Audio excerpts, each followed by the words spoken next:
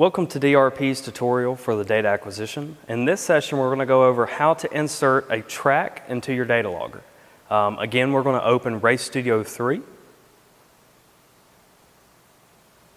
Next, we're going to locate the tracks. This tab is found at the top of the page. If you notice, hovering over each image gives you the name of the tab. So we're going to simply click once. This is going to open up all the tracks that the AIM software has in it already. So we're simply going to come to this top bar. We're going to type in Oxford.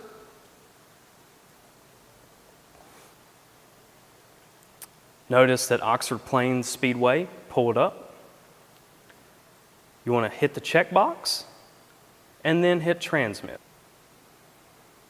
Notice that everything has been successfully transmitted. So now the latitude and longitude coordinates for Oxford have been put into the data system. You can go ahead and upload all the tracks that you believe that you're going to go testing at or possibly race at with the data system.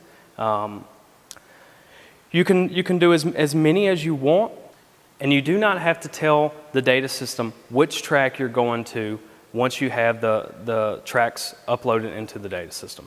It'll automatically pull out what track that you are at based on the latitude and longitude coordinates that have been previously transmitted to the data system itself. You will be able to achieve lap times, your track map, and your corner times. And then you're good to go.